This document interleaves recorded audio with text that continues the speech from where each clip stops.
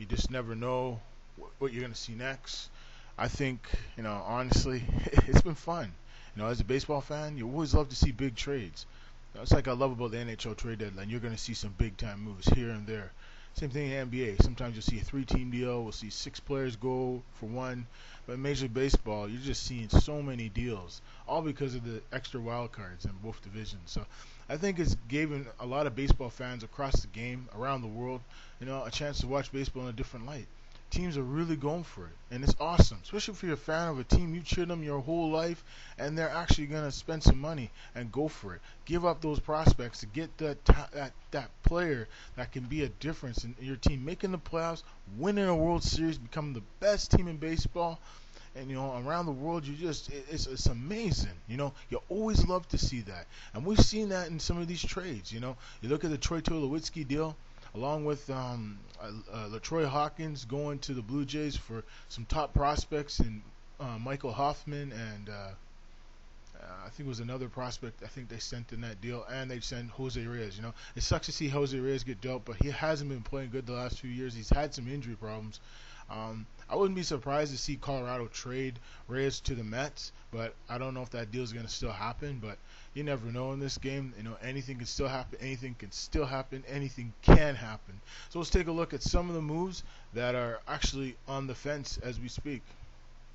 Well, it looks like Yoenis Cespedes is a rental, right? So it looks like the Chicago White Sox, from what I've been hearing, they're definitely in on Cespedes. I know Chicago White Sox are out of it, but you're never out of it until you're out of it, right? Look at Texas. They're still in it. I don't know why they would trade Yorlani Gallardo to the Cubs, the Blue Jays, or the Dodgers, or maybe the Yankees. But I think Gallardo will probably stick with Texas. There's been talk that he probably moved today, and he's not going to move. Oh, I got some breaking news, folks. It looks like Dan Herron has been acquired by the Chicago Cubs over the last 2 hours. We're going to have to see who he was acquired for. The Blue Jays have acquired 2 players. Looks like they're probably done now. They've acquired reliever from the Seattle Mariners, Mark Lowe, and they've acquired Ben Revere from the Philadelphia Phillies. So we'll have to see the makings of some of these trades. I think for Revere, now we're looking at a guy that has, great speed, can play all 3 defensive positions, left field, right field, and center field. He's a highly touted prospect in the Phillies system, Ben Revere, when they acquired him from the Minnesota Twins. So, you just never know in this game. And it looks like Garrett Jones has been designated for assignment. That really, really is disappointing to see. That guy has been in the game for a long time, the former Pittsburgh Pirate. I wouldn't be surprised if the Pirates reacquire a Garrett Jones, because I know what Garrett Jones can bring to a team, and it really sucks, It really, really sucks. Ben Revere is going to help out the Blue Jays. I don't know what they used to get Revere. I think they probably gave up some prospects to get him. So, we'll see what happens. I think this is a good deal. And, Mark Lowe for the Blue Jays is great. Dan Herron going to the Cubs. You never know in this game, when a player is going to get moved. So I think the Cubs gave up some beast prospects to the Marlins. They gave up Elliot Soto and right-hander Ivan Panero. So Ivan Panero, I think these are 2 decent prospects for the Marlins. That's what they wanted to get for Dan Herron.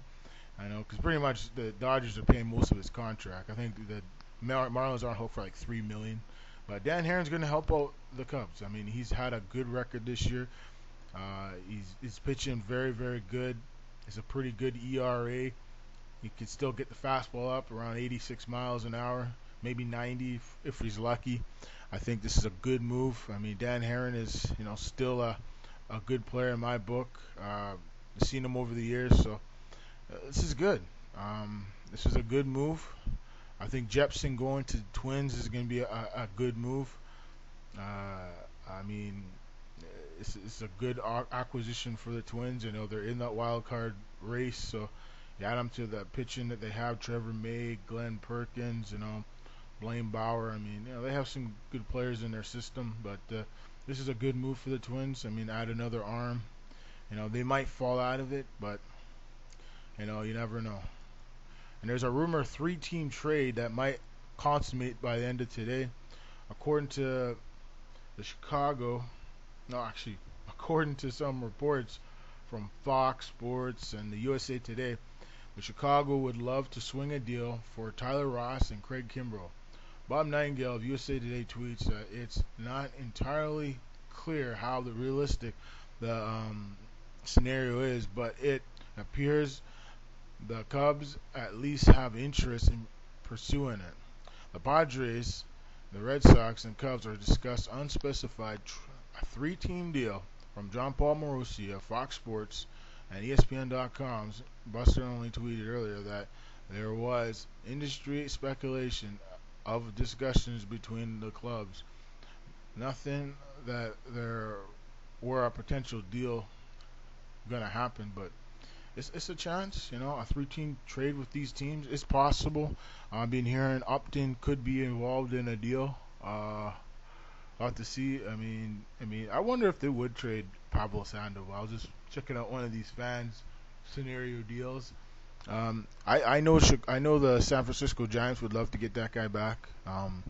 They haven't been the same without him, and they'd love to get him back. But I don't see Boston ever trading him.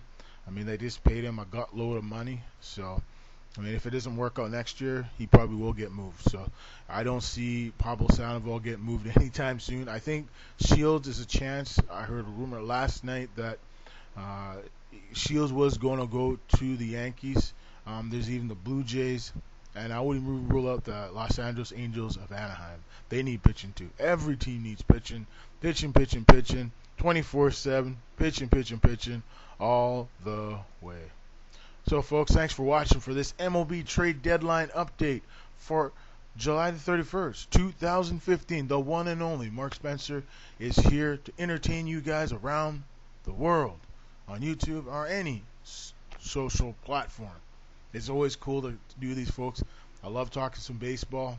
It's something that's a big part of my life, more than 20-something years. I just love it, man. I played it for 13 years, Little League and shit and stuff, so it's always been cool, and for you fans to be able to watch these great trades and see some great baseball coming down the stretch going into September, and then hopefully whoever makes it into October, may the best team win. You just never know in this game. A-Rod's having a great year. Guys like Josh Donaldson just ripping the cover off the baseball. David Price is pitching good. Now he's with the Blue Jays. You got to give it to these guys, man. They're playing very, very good. The Houston Astros, Dallas Eichel has pitched awesome. Kazmir had a gem last night. A game-winning home run from Castro. It was a great pitch. He swung at it and hit it out of the ballpark. San Diego has been a struggle. They've been an embarrassment this year. So, they're starting to sell off the pieces. Detroit has already started to selling. Cespedes might get traded today, and if he does get traded, I won't be surprised if the Chicago White Sox acquire him. And the way I look at it, folks, I think at the end of the day, we love this game.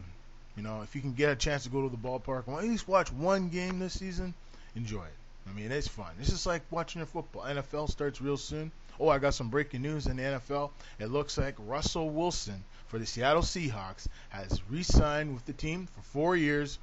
It's probably up in that $40 million range.